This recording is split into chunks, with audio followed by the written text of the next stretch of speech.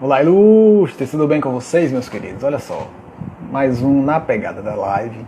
Esta noite, um tema interessantíssimo, moderno, atualíssimo. Inteligência artificial, robôs, algoritmos e seus impactos, sua aplicabilidade no mundo jurídico, no direito, advogados, TJs, enfim.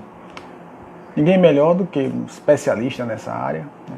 Quem tem um imenso prazer de já ter trabalhado, né? O Dr. Rogério Monteles, que é realmente um fera no assunto. Professor Roberto Cajubá, seja muitíssimo bem-vindo.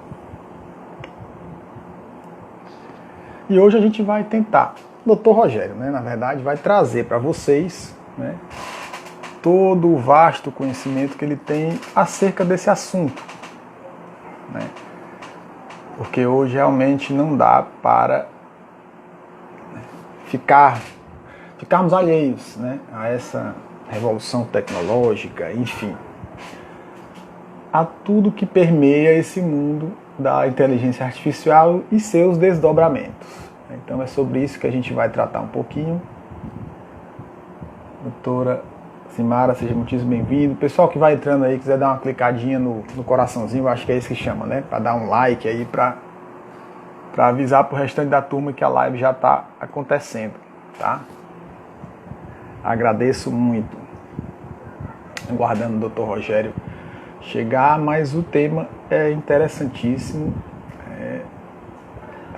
Os TJs, os tribunais de um modo geral já estão implantando inteligência artificial, robotização, algoritmos. A advocacia não dá para ficar alheia, né, a tudo isso que está acontecendo. Então o papo realmente vai ser interessante. O Dr. Rogério é fera, né, fera mesmo nesse assunto, entre outros, mas nesse ele também domina como poucos, né, essa questão da inteligência artificial. Então os que estão por aqui sejam muito bem-vindos. Vai clicando aí, vai clicando no coraçãozinho para chamar a galera, porque o assunto vai ser realmente muito interessante. Deixa eu afastar isso aqui para não correr o risco de um acidente. E aguardemos o Dr. Rogério.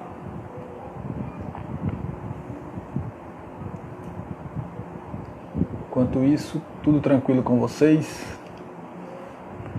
Feliz em vê-los por aqui. Sei que a concorrência não está fácil, né?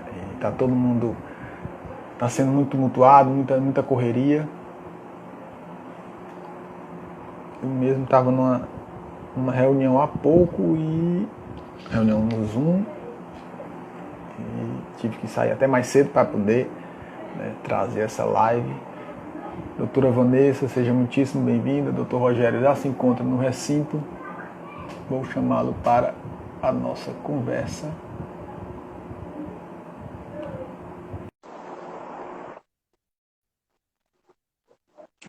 Guardando. Pronto. Muitíssimo boa noite, doutor Rogério Monteles. O Boa senhor noite. me ouve bem? Está um pouco baixo. Está um pouco baixo, né? Estou preocupado que ultimamente a internet aqui em casa tem dado um trabalhinho. Não sei se melhorou. O pessoal que está assistindo aí está ouvindo. Bom, na verdade, eu preciso ouvir, na verdade, é o senhor, né? Se o áudio estiver funcionando bem, vai dar tudo certo. Então, queria começar agradecendo, né, o senhor ter topado, ter participado desse papo aqui com a gente. E nessa temática, eu estava dizendo antes de eu começar a chegar, que é uma temática atual, né, importantíssima, e que não dá mais para ninguém ficar alheio, né? Inteligência artificial, robô, algoritmo, enfim. E aí, mais uma vez, muito obrigado. E para a gente não perder muito tempo, porque o Instagram no story rapidamente, fique à vontade para as suas considerações iniciais. Elton, agradeço o convite mais uma vez. Parabéns pelo seu trabalho. Tenho acompanhado bastante esse seu trabalho, né? Uma pegada simples e didática, né? Como é o slogan, né? Muito bom. Difundindo aí o conhecimento, né, do direito, especialmente na sua área, direito de família. É extremamente interessante. e recomendo sempre, né? E recebo elogios de você, né? Hoje mesmo recebi um elogio do doutor João Pereira Neto, juiz, trabalhou em Caxias, né? Elogiou bastante você e com, com, com verdade, né? Com sinceridade. Isso é que importa. Elton, assim, o nosso tema é para falar sobre a inteligência artificial e o direito. Então, eu começo, assim, falando para os nossos ouvintes, nossos internautas, né, que estão acompanhando aqui a nossa conversa. Eu começo indicando, eu separei alguns livros aqui para indicar. A gente começa falando sobre a quarta revolução industrial. Então, eu indico esse livro do Klaus Martin Schwab. Esse livro aqui, ó, A Quarta Revolução Industrial, é um livro assim, indispensável para a gente entender como é que está acontecendo agora as evoluções no mundo, né? Todo mundo ouve falar de que nós estamos vivendo realmente uma era diferenciada, né? Tudo é muito grande, né? A velocidade em que está acontecendo as mudanças são muito grandes, ou seja, é uma situação que as pessoas ficam um tanto meio assim, sem saber como lidar com essa situação. Então, o primeiro passo é a gente tentar compreender, né? Compreender o fenômeno, tentar estudar o fenômeno. E aqui tem uma indicação excelente para você entender muitas das coisas que estão acontecendo aqui na nossa vida com relação às mudanças da velocidade da tecnologia, né? O Klaus Schwab ele faz a separação das revoluções industriais que aconteceram, né? Então ele diz que a primeira revolução industrial veio com a máquina a vapor, com a criação da máquina a vapor. A segunda revolução industrial veio com a metalurgia. E a terceira revolução industrial veio com a tecnologia, com a internet. Só que essa, na década de 70. Só que hoje a gente vive usando da tecnologia de uma tal forma que a coisa ganhou em velocidade, ou seja, as coisas mudam muito rápido. O que era o computador da moda há 2 anos atrás já não era, há um ano atrás já não era, o telefone da moda muda, ou seja, tudo muda muito com muita velocidade. A gente tem um outro V também, que é o V de volume, né? Muitos dados para a gente processar, é muita coisa para a gente compreender o que está acontecendo no mundo. Então, o livro da Quarta Revolução Industrial, que eu indiquei aqui, ele é um livro que ajuda a gente, primeiro, se situar no que está acontecendo, o que é essa Quarta Revolução Industrial, o que ela representa na nossa vida. E aí ele escreveu um outro livro, também nessa temática, que eu queria indicar aqui para os nossos ouvintes.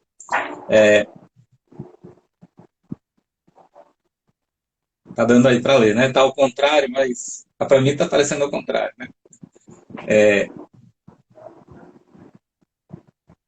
Aplicando a quarta revolução industrial, é isso? Pronto, aplicando a quarta revolução industrial. Tá. Esses dois livros vão ajudar a gente a entender como essa mudança, essa revolução industrial está sendo aplicada em várias áreas da nossa atividade humana. E, assim, nós, no direito, temos várias implicações que a gente vai conversar daqui a pouco. Eu só chamarei a atenção para você num outro livro, um outro livro que também é muito importante, que eu gostaria de indicar para vocês, que é o livro Você, Eu e os Robôs, da Marta Gabriel. Esse livro é muito interessante.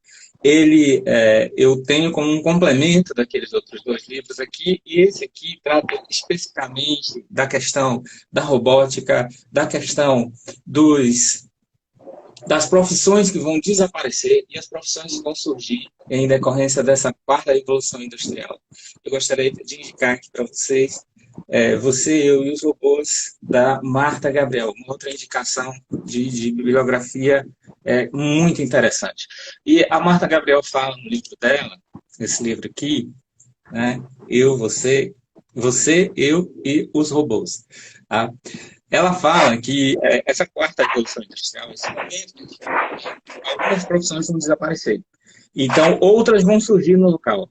Então, hoje, a gente não precisa mais, por exemplo, de contratar um web designer. Já existem plataformas automáticas que fazem isso. A gente não precisa mais, por exemplo, contratar um contador. Olha só, quem é contador, né, já está com seu emprego aí um tanto quanto delicado, né? O contador, já existem plataformas que fazem isso automatizadas para você na internet, o uso da tecnologia.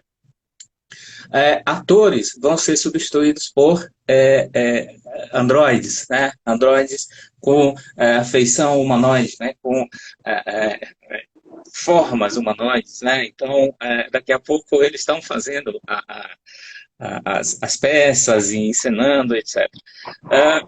Existe também, no campo nosso do direito, o advogado robô, que é o ROS, a plataforma ROS da IBM. Ela já existe, já funciona, e ela é responsável por ter demitido um monte de advogado júnior aí nos escritórios onde, vamos dizer, implantam, né, essa plataforma, né, a ROS da IBM. Mas ao mesmo tempo que essa revolução traz esse problema vamos dizer, do desaparecimento de algumas atividades, ao mesmo passo, ele traz o surgimento de outras profissões, o que é muito curioso, né? Ele traz, por exemplo, ela traz aqui no livro, né? Eu, você, eu, os robôs. Ela traz, por exemplo, estudos que mostram que vai ser demandado muito o design transhumanista, o engenheiro transhumanista, o programador de genes, o cirurgião de memória, o produtor de órgãos, o nanomédico, o médico que trabalha com nanorobôs. Tudo que é relacionado à tecnologia vai ser demandado daqui para frente. E aí, o que o advogado tem a ver com isso, né? Isso é uma coisa para quem estuda análise de sistemas, para quem estuda ciência da computação. Isso não tem nada a ver comigo, minha área jurídica. Na verdade, tem bastante, porque na sua atividade, seja como advogado, seja como juiz, seja como servidor do Tribunal de Justiça, como você é, servidor do Tribunal de Justiça, cada vez mais nós vamos precisar usar a tecnologia. Hoje nós falamos de contratos inteligentes, que daqui a pouco eu explico aí o que é os contratos inteligentes. Hoje nós falamos dessa tecnologia invadindo a nossa privacidade. Então, está tendo reflexos, essas novas tecnologias da quarta revolução industrial, ela acaba refletindo em vários âmbitos do direito. Então, por exemplo, se você trabalha com direito civil,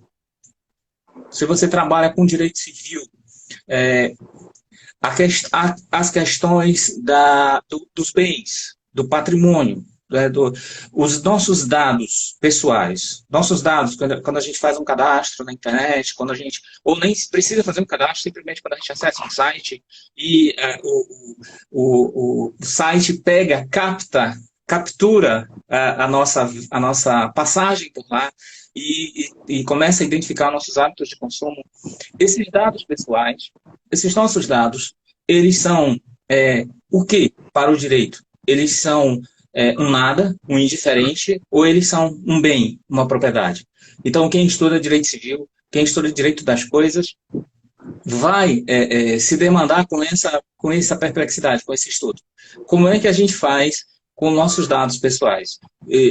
A revista The Economist, ela fez uma reportagem um tempo atrás, mostrando que os dados pessoais, eles têm valor econômico e eles valem mais do que petróleo, né? Os nossos dados, eles valem mais do que petróleo. Tanto é que se você observar nas empresas que têm mais valor no mundo, as empresas que têm mais valor no mundo, a maioria delas são empresas que trabalham com dados, né? Você vê, por exemplo, a Uber, ela não tem nenhum táxi, no entanto, ela é a maior empresa de táxis, né? Você não tem nenhum táxi. A Airbnb não tem nenhum hotel, mas é a maior empresa de hotéis. Ou seja, tem as empresas que trabalham com dados, com essas novas tecnologias, elas estão realmente no topo das empresas mais valiosas do mundo.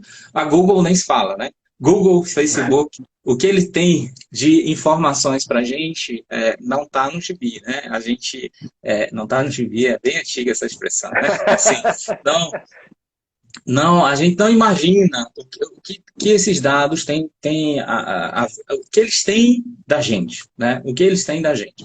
Eu fiz um estudo também a respeito do blockchain.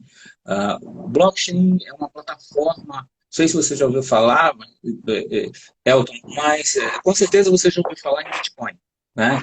Quem não ouviu falar em Bitcoin? E o que é o Bitcoin? O Bitcoin é uma moeda, né? Uma moeda virtual que circula dentro do blockchain. E o que é esse tal de blockchain? O blockchain é uma estrutura que funciona em cima da internet. Assim como você tem o www, onde é uma estrutura que funciona, que permite que você acesse os sites, entre na internet, veja as notícias, veja o seu saldo do banco, alguma coisa assim. Essa plataforma que permite que você acesse os sites, ela também tem uma outra plataforma, que é a chamada blockchain, que é onde circula informações de muito valor e de possibilidade de hackeamento praticamente nula. Porque o blockchain, você imagina como se fosse uma série de correntes de cadeados, uma série de correntes, uma série de cadeados, né, encadeados, né, blocos de cadeado fechado, e que você não consegue devassar, você não consegue entrar naquela informação. Para você conseguir entrar naquela informação, entrar lá naquela rede, para você conseguir entrar naquela rede, você precisaria de um ataque massivo em todos os cadeados. Então, imagina assim, um grande bloco de cadeados encadeados. Então, você precisaria fazer um ataque simultâneo massivo em todos os cadeados para poder transformar a integridade daquela informação que está lá dentro daquela rede.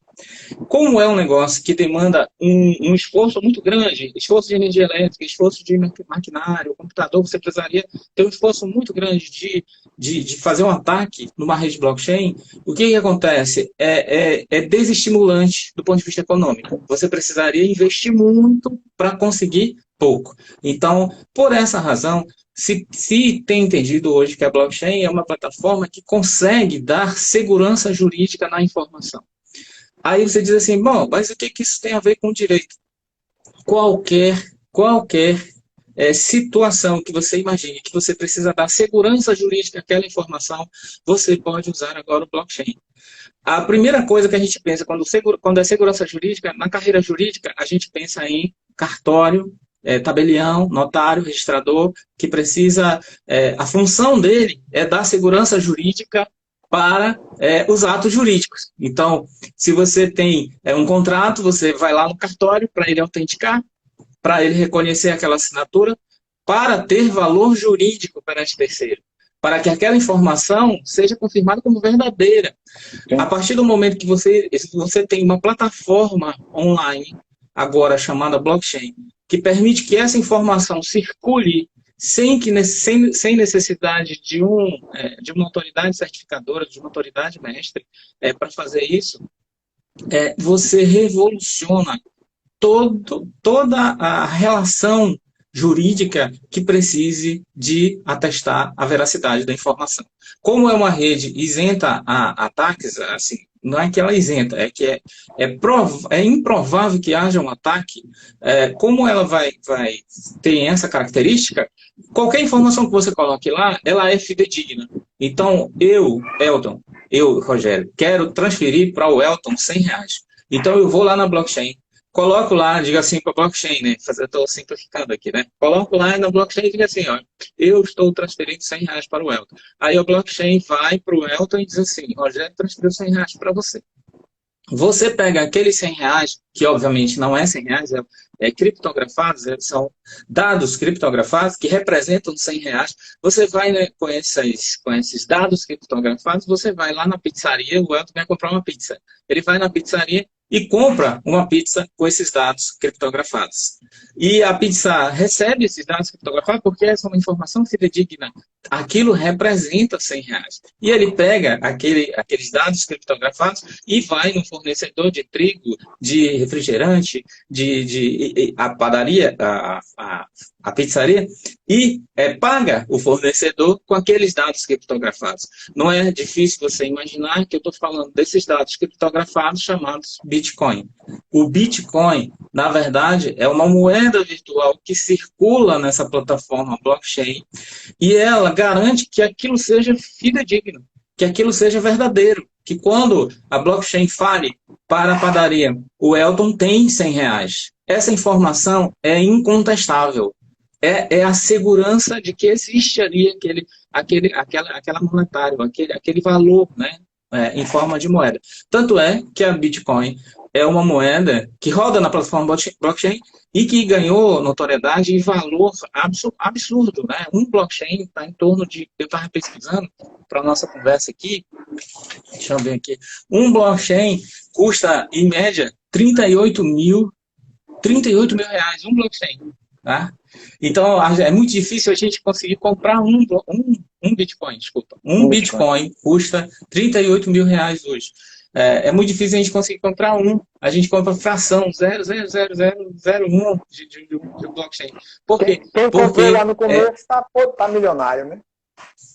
Quem comprou lá no começo, exatamente, tem várias histórias de pessoas que acreditaram, compraram no começo e hoje estão milionários por conta dessa vantagem de que essa informação ela tem valor jurídico. E aí qual é o problema? Qual é o reflexo no direito? O primeiro reflexo do direito, você imagina, toda situação onde você precisar confirmar informação, né, que a nossa história aqui é inteligência artificial e direito, toda a situação que você precisar confirmar que aquela informação é fidedigna, você vai poder usar o blockchain. E usando o blockchain, você não precisará mais daquele intermediário que iria testar que aquela informação é verdadeira. Então, a primeira consequência é os notários registradores. Olha aí. Eu estou sorrindo porque você está desempregando meio mundo de jeito nessa live. Mas é muito interessante. Gente, recomendo para vocês. Não é fazer profecia, não, mas recomendo para vocês. Estudem sobre blockchain. Quem é da área jurídica, estude a fundo isso daí, porque é uma revolução do que a gente está passando. Né? Então, exemplo prático. Que você vai usar o blockchain, como o blockchain vai refletir no direito. Você tem um contrato, Elton. Você fez um contrato. Aí que eu falei que eu ia falar dos smart contracts, né? Os contratos inteligentes. Você tem um contrato. E esse contrato, ele é feito totalmente automatizado. Ele não passa por nenhum intermediário. Ele é feito totalmente automatizado. Então, você compra um livro lá na livraria, automaticamente o cartão de crédito atesta lá que você comprou, que aquilo é verdadeiro, que o dinheiro foi pago pelo livro, a livraria despacha esse livro, tudo isso sem intermediários, sem ter alguém atestando que aquilo é verdadeiro. A livraria despacha o livro para a transportadora vai com o seu livro e ela é monitorada por GPS, por oráculos. Os oráculos vão dizendo onde está o seu livro. Vai passando pelos oráculos e ele vai dizendo, vai monitorando por GPS onde está o seu livro. E a hora que o seu livro é entregue na sua casa ou na portaria do seu prédio, o oráculo atesta de que aquele contrato foi cumprido e que o livro chegou no destino. Até aí tudo bem, não tem muita novidade. O que acontece é depois, Elton. Olha só, se por um acaso tinha no contrato uma multa por atraso de, sei lá, R$ 500, vamos imaginar aqui hipoteticamente, tinha uma multa de R$ 500 por atraso do livro. Por ser atraso de um dia, 1 minuto, 20 segundos, enfim, atrasou a entrega, paga uma multa de R$ 500. O contrato inteligente, o smart contract, ele faz todo o acompanhamento desse produto, ele vai passando pelos pontos que são os oráculos, que vão dizendo para o contrato de que o contrato está sendo executado. E o ponto principal, para esse nosso exemplo aqui que eu estou falando, é exatamente o dia da entrega. Se no dia da entrega o oráculo informou por conta do GPS, né, que o caminhão da distribuidora, da transportadora, esteve ali naquele local e entregou o produto, a partir desse momento é incontroverso que existe a multa para pagar. Num contrato tradicional, olha só, Elton, num contrato tradicional você ia ter que pegar o contrato, você ia ter que contratar um advogado, você ia ter que ir para a justiça, você ia ter que demandar uma prova material de que aquele objeto chegou com a data atrasada. Você ia ter, o ônus da prova é seu, você ia demandar isso. Agora, com um contrato inteligente, essa informação ela é fidedigna, ela é imutável, ela é verdadeira. Então, você não precisa mais provar. Quando você levar isso ao judiciário, e é um contrato inteligente, o juiz já vai saber que aquele contrato inteligente, ele não permite discussão sobre esse ponto. Esse ponto é incontroverso. Por que é incontroverso? Porque está assegurado numa rede blockchain. E as redes blockchain são redes imunes a, como eu expliquei, a violação. São uma rede de cadeados interligados que você não consegue invadir. Então, aquela informação é fidedigna. E o juiz não vai ter trabalho, vai marcar audiência, vai fazer produção de prova, ou seja, porque a própria rede já vai informar para ele que aquilo é verdadeiro. Então, há um passo a mais, o contrato inteligente, ele se fez todo um ciclo entre a compra e venda e até a entrega do produto, e no caso de inadimplemento, a execução do contrato. A execução do contrato no sentido de a multa de R$500 já sai diretamente da conta da livraria e vai para a conta do consumidor, e aquele contrato está completamente perfeito, por conta do complemento da multa que foi paga. Isso sem precisar de prova, de testemunha, audiência, documento, de nada. Por quê? Porque a rede blockchain vai permitir essa integridade dessa informação. Você imagina, agora pensa aí um pouquinho, você imagina o que isso vai significar no processo penal, no processo penal aqui na cabeça, no processo em si, né? A questão de provas, onde você vai precisar demandar provas se a rede blockchain já consegue te entregar essa informação verdadeira. Então, outros exemplos a gente podia imaginar na área médica, na área da agricultura, na área da educação, que você poderia aplicar a blockchain.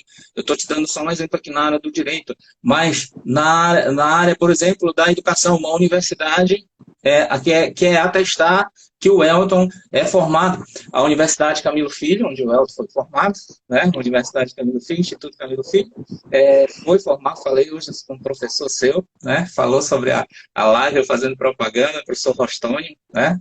Professor Rostônio, o Elton foi meu aluno e tal. Professor Rostônio hoje é seu companheiro de profissão, né? Ele é juiz aqui no Piauí.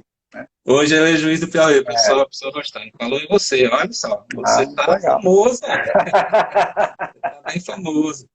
Então, o Camilo Filho expediu um diploma dizendo que o Elton é bacharel em Direito. Esse diploma, o Elton tem que comprovar ele em todo lugar. Ele tem que ir num cartório, pegar o original, atestar que aquilo é verdadeiro, ir lá no concurso que ele está fazendo, ou no curso que ele vai fazer, ou no mestrado, onde for, ele tem que provar aquilo, ele tem que ir num cartório a provar que aquilo é verdadeiro.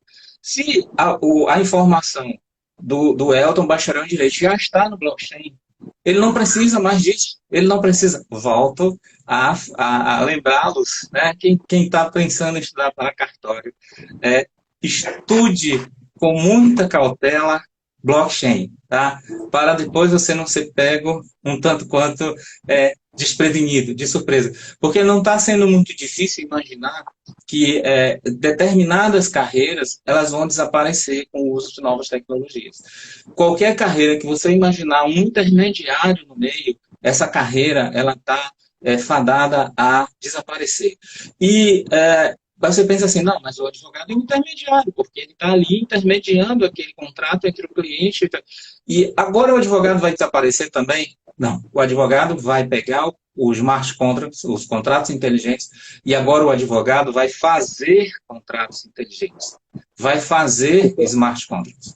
Se você me permite uma pausa agora, para lhe agradecer, porque eu acho que os advogados já têm demitido os cartorários, né, os notários, agora eu estava... Atenção, advogados, olha aí, vi vários aqui, um abraço para todos. Vocês não vão desaparecer, escutem. Não vão desaparecer, não vão desaparecer. Vão se inovar, vão melhorar e vão agora aprender a fazer contratos inteligentes. Ah, mas eu vou ter que fazer curso de TI, agora eu vou ter que fazer curso de ciência da computação. Não, você vai aprender a programar contratos inteligentes, fazer algoritmo, né? Você vai fazer o algoritmo. O algoritmo, assim, numa linguagem bem simples, né? O algoritmo é como se fosse uma receita de bolo. Você dizendo assim, primeiro você coloca os ovos, depois você coloca a farinha, depois você coloca isso, embaixo não sei o quê. Ou seja, você vai fazendo um passo a passo. A rigor, simplificando bastante, algoritmo é isso, vai dizendo o que a máquina tem que fazer, ponto por ponto. E aí, exatamente, é isso que o advogado vai precisar aprender.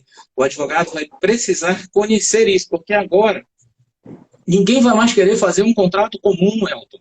Ninguém vai mais querer fazer aquele contrato tradicional, que você vai num cartório, reconhece a firma. Ninguém vai querer mais fazer aquele contrato. Você vai querer fazer contratos smart contracts, contratos inteligentes. Principalmente levando em consideração, por exemplo, o funcionamento dos cartórios, se me perdoe se tiver um cartório aqui de Teresina, realmente, pelo que a gente passa, não vai fazer muita... É um nicho que não vai fazer muita falta para o consumidor. Pois então, assim... se você... Olha, antigamente, se estruturava as carreiras em forma de pirâmide. Tinha o pessoal de baixo, tinha o pessoal intermediário e que tinha o pessoal de colarinho branco, né? White collar. Então, tinha o blue collar, que é o pessoal operacional, tinha o pessoal intermediário e tinha o topo, né? Que era Agora, esse formato de pirâmide, ele mudou. Agora, o formato é de ampulheta. O que é um formato de ampulheta? Tem o pessoal operacional e tem o topo. Aquele pessoal intermediário, ele vai desaparecer. Gente, pensa aí, qualquer situação em que você imaginar que é um intermediário, ou você sobe, se aperfeiçoa e vai para o topo, ou você vai virar operacional. Porque não tem como, você vai desaparecer. Ou você pula para cima, ou você dá um upgrade na sua carreira, você vai para cima, ou você vai virar operacional. E como é que eu vou para cima no direito? Como é que eu faço? Você desenvolve os smart skills, os soft skills. Os soft skills são habilidades que você vai precisar para ter êxito na carreira no século XXI. Então, procure cursos que trabalhem soft skills. Soft skills, as novas habilidades que são exigidas para o século XXI. Não fique parado, esperando assim, ó, o bonde da história passar, porque pode ser que você seja pego com uma surpresa indesejável, né? Então, essa quarta revolução industrial, ela tem efeitos em todas as áreas. Gente. Eu falei aqui para ti, Elton, das questões de medicina, nanorobô, ciborgues, androides, ou seja, para todos os lados. E você acha que o direito vai ficar imune a isso? Não. O direito vai sofrer grandes interferências e já está sofrendo grandes interferências. Estudem blockchain. Eu estou querendo estudar para cartório, vai ter concurso de cartório, vou estudar para cartório. Antes de estudar para cartório, estude blockchain. Pense como a sua carreira de cartório vai estar quando o blockchain... eu tenho meus amigos de cartório, o professor André Vilaverde, que todo mundo conhece, né? O professor André é notário lá em Recife. Mas o professor André não deve estar feliz com o que eu estou falando, né? Mas, na verdade, professor, nós temos que evoluir e é uma situação que vai pegar todos, né? Não tem essa... se bem que esse verbo pegar todo, né? Muito bom, né? Em tempo de Covid, né?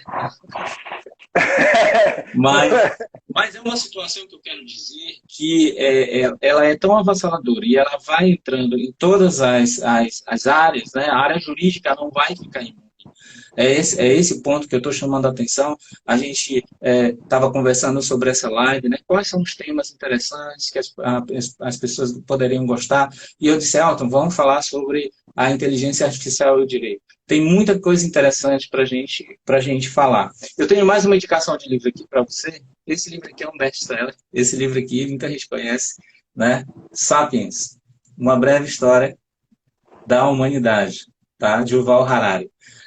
Quem tiver curiosidade de entender o que está acontecendo, né? E para onde a gente vai, né? Ele é um professor de história, um historiador.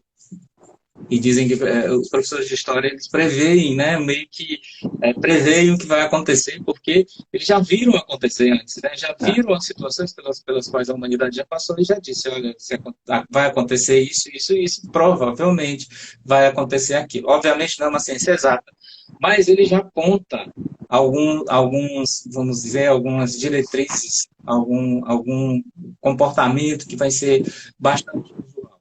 Então, quem está pensando, né, em estudar para determinadas carreiras que são intermediárias, recomendo estudar o blockchain. A gente Doutor falando Rogério, sobre inteligência só um artificial... parênteses. Só um Pois parênteses, não. doutor. Só sem querer interromper, já interrompendo, eu estou vendo algumas pessoas perguntando sobre os livros. Assim que terminar a live, o doutor Rogério vai me passar, gentilmente, o nome dos livros, aí eu vou fazer uma postagem, tá bom? Livro, autor, onde você encontrar. Fica aqui o compromisso, tá? Tranquilo. Ótimo, que bom Inteligência que as pessoas estão se artificial. interessando pelos livros, né? Sim, E sim. ótimo. É, O todo desempregou nenhum de gente, ficou todo mundo preocupado. é, eu tenho outro livro aqui para indicar para vocês, que é na nossa vida, outra coisa que interfere muito no direito e essas novas tecnologias é a mineração de dados, né? Assim como você minera bitcoins, né? Eu esqueci de dizer, né? Como é que você adquire bitcoin, né? Você adquire bitcoins ou comprando um bitcoin que está, eu até falei aqui, 38 mil, né? 38 mil reais. 38 mil reais o Bitcoin, ou você compra um Bitcoin, que é um pouquinho caro, ou você minera, né? Minerar Bitcoin é você participar daquela rede de cadeados, né? Você está ali contribuindo para a integridade daquela rede com o seu computador, com a sua máquina, na medida em que ela fica fazendo uma série de cálculos matemáticos, a sua máquina vai ficar fazendo uma série de cálculos matemáticos, estou simplificando, tá, gente? Uma série de cálculos matemáticos para validar aquela informação que foi colocada na rede. Como ela é criptografada, então ela vai exigir que você faça uma série de cálculos, seu computador faça uma série de cálculos. E o primeiro computador que consegue validar aqueles cálculos, conseguir decifrar toda aquela criptografia e dizer que aquela informação é verdadeira, ele recebe uma modificação. E aí, pronto, aí os outros computadores que estão na rede já perdem essa bonificação, eles já vão ter que ir atrás de outra informação para eles ficarem validando. E como tem muita gente tentando validar aquela informação, tem muito computador tentando minerar bitcoins. E é assim que você consegue minerar bitcoins. É um esforço também muito grande, material, de energia elétrica, de infraestrutura, tem minas. É muito curioso isso, a Marta Gabriel, no livro, aquele livro que eu indiquei aqui, Eu, Você e os Robôs, ela mostra uma mina de bitcoins. É muito interessante como você vê. Um monte de computador, assim, um galpão cheio de computador, todos eles minerando bitcoins, tentando decifrar aquelas informações para conseguir bonificação. E conseguindo a bonificação, ele consegue um percentualzinho ali dos bitcoins. É assim que você consegue minerar bitcoins e ficar famoso, ficar rico, milionário, né? Então, tem muita mineração, não só de bitcoins, mas tem muita mineração de dados, nossos dados, né? Você entra no site, você está falando aqui, nós estamos falando aqui, nossos telefones, você está em um telefone, eu estou aqui no telefone, nossos telefones estão ouvindo o que a gente está falando. O nosso microfone é todo tempo ligado, o nosso telefone sabe onde a gente está. Existem basicamente 4 formas de um telefone saber onde ele está. Eles sabem onde ele está pela Wi-Fi, né? O tradicional, pelo GPS. A primeira coisa é pelo GPS. o GPS sabe onde o telefone. Opa! Nós tivemos uma pequena queda do Dr. Rogério. Esperar que ele volte, porque ainda temos algum tempo e a conversa realmente está muito boa. Mas pelo que eu entendi, acalmai dos cristãos, tá? Que nem todo mundo vai ficar desempregado. Calma aí, tá vendo o Dr. Rogério de novo.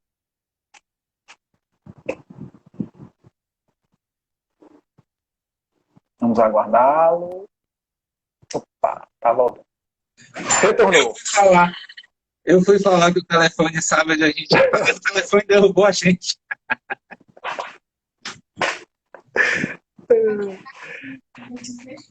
Pronto, estamos lhe ouvindo bem, doutor. Doutor, estamos lhe ouvindo bem agora. Doutor, voltou. Estou lhe vendo e lhe ouvindo bem. Para você ver, né, como é que o telefone sabe, né? A gente foi falar do telefone e ele desligou a gente. Então, olha só, Elton, que interessante. O telefone tem basicamente 4 formas de saber onde ele está. Ele pode saber pelo GPS, obviamente, essa é a função do telefone. Então, você quer se esconder, né? Dizer onde você não está, não saber onde você está, você desliga o GPS. Só que você está com o Wi-Fi ligado. O Wi-Fi sabe onde você está, porque todo Wi-Fi sabe onde você está. Tem aquele carro do Google, não tem aquele carro do Google que fica mapeando as ruas? Não tem essa história do carro do Google que fica batendo foto, fotografando?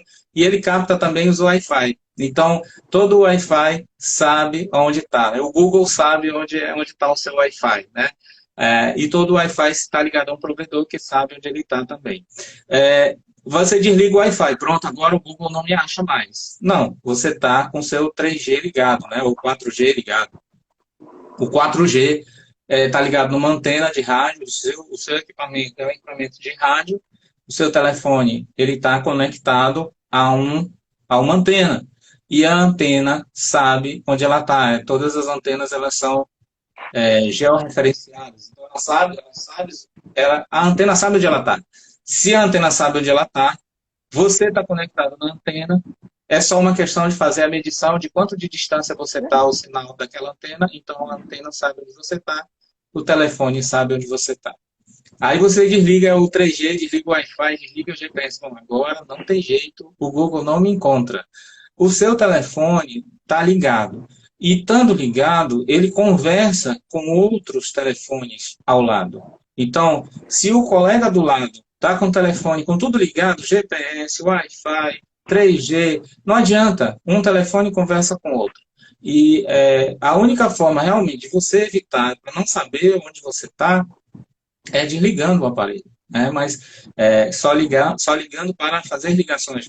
E geralmente a gente não é esse o uso que a gente dá para o telefone, né? Normalmente a gente fica com ele ligado todo o tempo. E aí, essas informações que ele fica captando da gente, vai tudo para o Google. Quem quiser fazer essa experiência, vai na conta Google, vai no google.com, minha atividade. Aí você abre a sua atividade, coloca a sua senha do Google e lá vai estar todos os lugares onde você andou, todas as pesquisas que você fez no Google, todas as fotos. Sabe aquelas fotos que você bate, não quer que ninguém veja? Né? O Google viu. Né? Sabe aqueles e-mails que você não quer que ninguém leia, né? Mas o Google leu, porque ele lê todos os nossos e-mails, ele vê todas as nossas fotos. Recentemente eu estava assistindo uma live com o professor do Rio de Janeiro, e nosso colega juiz, o Ferdinando, doutor Ferdinando, que é muito versado nessa área de tecnologia, o professor Walter Capanema, estava procurando aqui o nome dele, Walter Capanema, e o doutor Ferdinando Cerejo, que é muito versado nessa área de tecnologia. E o professor Walter Capanema estava explicando que o WhatsApp informou que agora, para evitar fake news sobre Covid, toda vez que alguém digitar a palavra Covid no WhatsApp, ele iria captar essa informação e iria alertar você que, olha, caso você esteja querendo informações sobre Covid, você vá para o site do Ministério da Saúde, informações fidedignas, etc, etc. Ou seja, até o WhatsApp sabe o que a gente digita né? Aí o professor Walter Capanema até falou assim, mas o WhatsApp sempre falou que não sabe o que a gente digita, que Criptografado. criptografia ponta a ponta, que não tem como saber. Como é que agora ele vai saber quando a gente digita a palavra Covid-19? Isso é só para você saber, ou para você ver, né, que os nossos dados estão devassados, as nossas conversas, nossas fotos, nossos e-mails, tudo que está na internet está sendo devassado. Por quê? Porque isso vale dinheiro. Isso são dados pessoais. Aí eu volto àquela questão: quem trabalha com direito civil, quem trabalha com direito de privacidade, como é que fica agora a questão da privacidade? Como é que a gente vai trabalhar essas questões? Como é que a gente vai trabalhar a questão da responsabilidade civil sobre o uso desses dados? A gente tem uma lei no Brasil chamada Lei Geral de Proteção de Dados, que vem tentar minimizar esse ataque massivo que nós recebemos dos nossos dados, né? Os nossos dados realmente são usados para fins econômicos. Então, as empresas vendem esses dados porque isso constitui um tesouro para o marketing, né? Então, se o Elton pesquisou tênis Nike no Google. Essa informação para a Nike é extremamente valiosa, porque você é um comprador praticamente certo desse produto. Então, que venha uma propaganda. Da próxima vez que você está na internet, vai vir uma propaganda do tênis Nike. A próxima vez que você entrar no Facebook, vai vir uma propaganda do tênis Nike. Ou seja, isso vai levar com que você seja inclinado a comprar. Você está na dúvida e tal, mas de tanto ver. Não, só pode ser o destino, né? O destino quer que eu compre esse tênis, né? Na verdade, não é o destino, não. Isso se chama mineração de dados. Data mining, e eles mineram esses dados e levam e vendem para os fornecedores. Essas questões da invasão de privacidade é outra questão que o direito vai ter problemas de trabalhar, e o que o direito é insuficiente para trabalhar. As ferramentas atuais são insuficientes, né? Elton, no direito de sucessões, por exemplo, você trabalha com família e sucessões, você está numa vara de família e sucessões. Veja, por exemplo, a questão da parte de família, a questão da privacidade do adultério, por exemplo. Né? Se a pessoa entra querendo demonstrar que o cônjuge traiu e pede ao juiz que quebre a conta Google dele, quebra a conta Google, que mostra todos os lugares onde ele passou, mostra todas as conversas que ele teve por e-mail com determinadas pessoas, etc, etc. Imagina isso numa vara, você recebendo um pedido. Na área criminal, a polícia pode utilizar, ao invés de fazer aquele método de investigação tradicional, faz um método de investigação quebrando os dados telemáticos da pessoa, quebrando os dados do telefone, quebrando a conta Google dela. Descobre o e-mail, descobre a conta Google e pede para quebrar essa conta Google e descobrir onde a pessoa teve. O GPS vai dizer onde ela teve, se o telefone estava ali no horário do crime, no local do crime. Provavelmente o dono do celular deve estar também, porque hoje em dia parece que o celular faz parte do nosso corpo, é inseparável, né? A gente sai de casa, esquece o celular, a gente volta para buscar, para pegar. Ou seja, a probabilidade de o autor daquela infração penal ser aquela pessoa realmente é muito grande, por conta da quebra dos dados na parte de direito penal, por exemplo. Então, assim, esse impacto desses dados no direito penal são muito grandes, né? São muito grandes. Você vê no direito de sucessões, sua vara aí de sucessões também, né? Família e sucessões. Então, você vê a questão das sucessões. Existem esses aplicativos, por exemplo, Spotify. O Spotify, você não compra mais o CD do artista. Você compra agora um streaming. Você compra a música. Então, você vai comprando lá os seus discos preferidos, os seus artistas preferidos. Está lá. Está lá na sua, como é que eu posso dizer, na sua conta do Spotify. Está lá, armazenado lá. E aí, de repente, a pessoa não existe mais. Né? Passou dessa para melhor, né? Passou dessa para melhor, né? Não está mais aqui entre nós, né? Ou seja, aquilo ali é herança, Elton. Aquilo ali é herança, né? Como é que você vai fazer? Como é que no inventário você vai minotar uma decisão, você vai minotar ali um formal de partilha, dizendo lá que o Spotify vai ter, né? Fulano deixou de herança a sua biblioteca do Spotify, né? Como é que vai ser isso para o direito hoje, né? Então, essas novas tecnologias... Não, é realmente um campo muito nebuloso. Essa da sucessão né, de dados, sucessão, ainda tem muito a se discutir. Você está coberto de razão. É bem complicado ainda. É de uma forma assim, avassaladora, né? Quem começar a estudar essa temática desde logo, então, quem é advogado, que trabalha no direito civil, quem é estudante de direito, que vá procurar estudar essa temática, porque vai ser uma questão. Eu até fiz aqui uma relação, deixa eu ver se eu consigo abrir aqui. Eu tinha feito aqui uma relação no direito civil de situações que as novas tecnologias vão influenciar. A gente já falou algumas, né?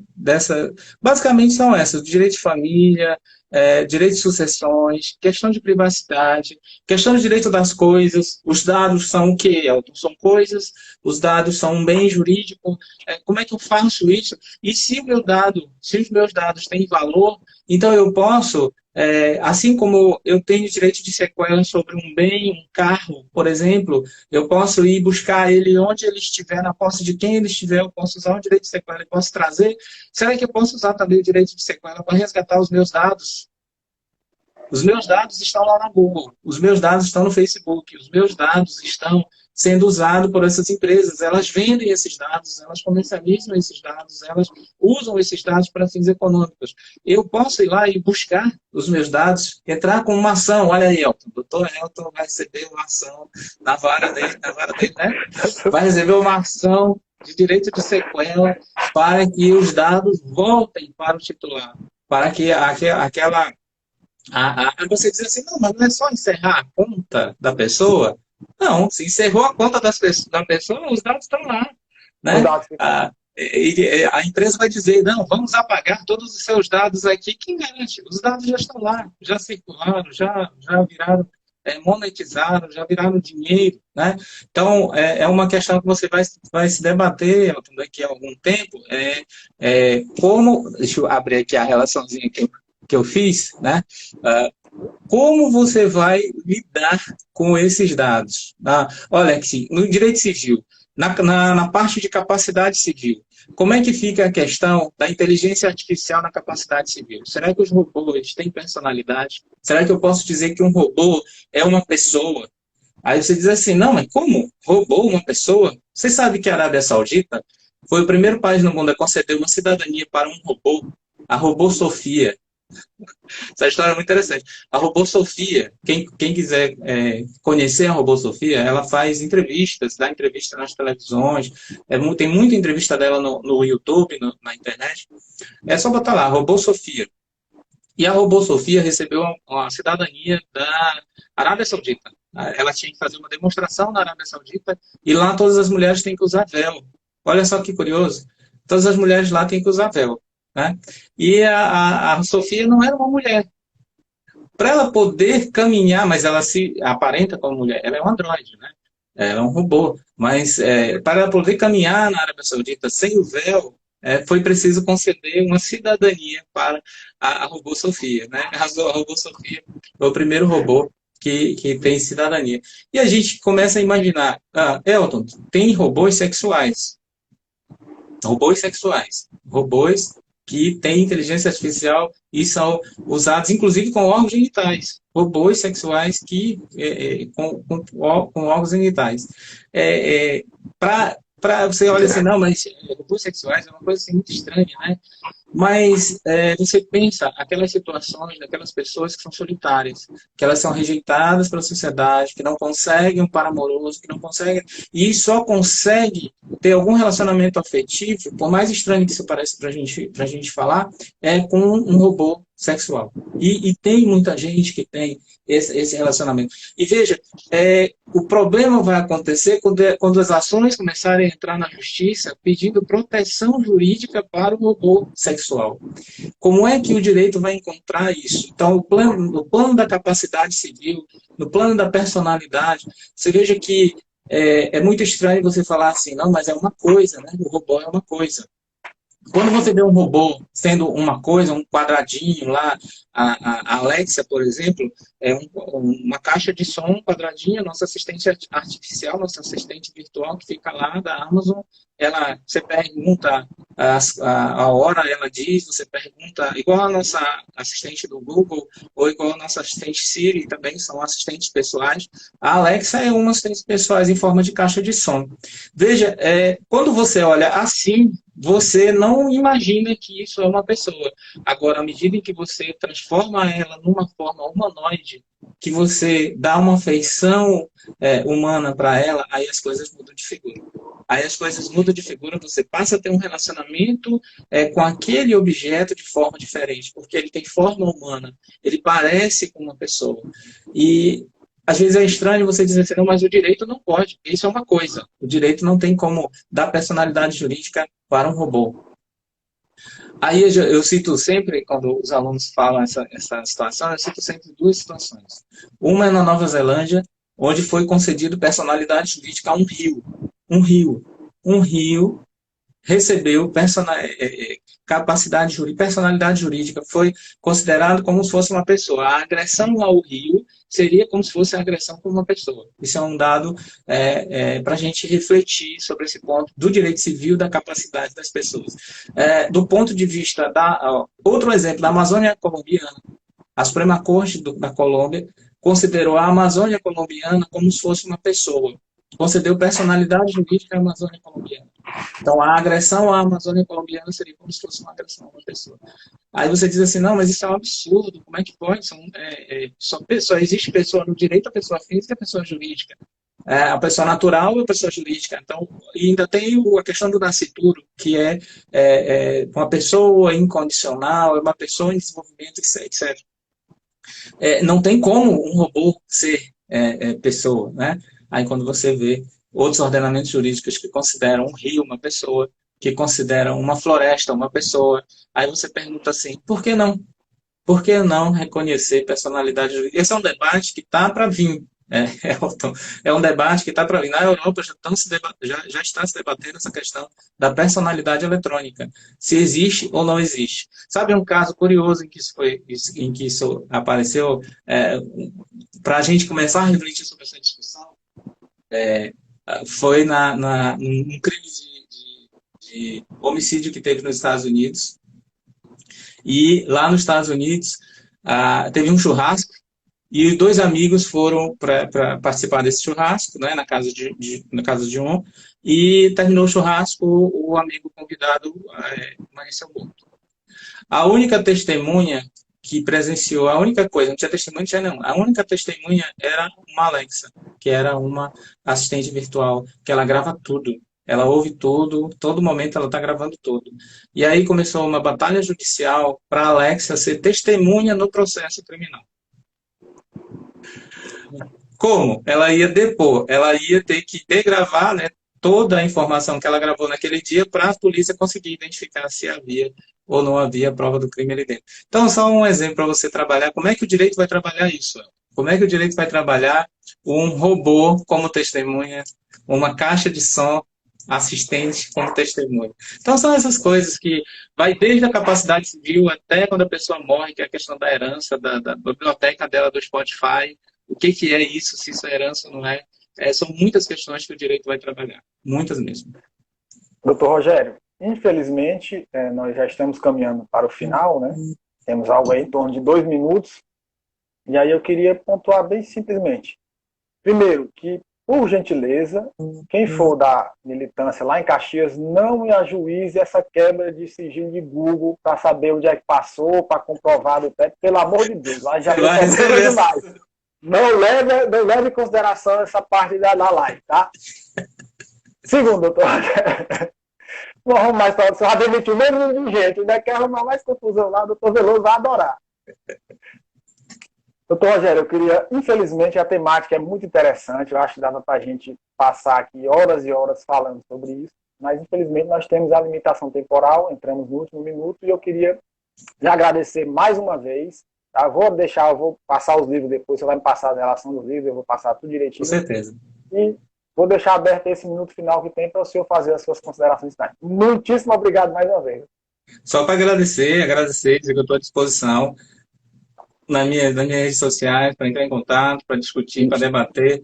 Vou deixar uma fonte biográfica aqui para o Elton, para publicar, e vamos cada vez mais, vamos estudar essa temática, é uma temática muito interessante, e ela vai bater a nossa porta, e vai bater na sua porta lá na sua vaga, viu? Vai bater na sua porta lá. Depois não diga que eu não avisei, né? Não diga como é que é essa história de conta Google, né? Aí vai lembrar do que eu falei, né? Conta Google. Obrigado, Elton. Parabéns aí. Eu que agradeço, tá? Eu que agradeço de coração. E a gente vai conversando e vamos desenvolver o tema em outras lives, que esse assunto dá para desdobrar em vários, tá bom? Mais uma vez, muitíssimo obrigado a todos que participaram, tá? Deixa aqui, não deu para falar o nome de todo mundo, deu para falar o nome de ninguém, a conversa foi fluindo, foi muito boa. E nós estamos nos 20 segundos finais. Vai ficar salvo, eu vou passar para o Rogério, vai dar certo, vou baixar, eu tive um probleminha seguido, mas eu vou conseguir baixar essa. Vou jogar lá no YouTube, o outro vai baixar também. E aí essa live, para quem não assistiu, vai ficar aí eternizada, porque realmente foi muito legal. Um grande abraço, meus queridos. Valeu mesmo. Obrigado. Até mais.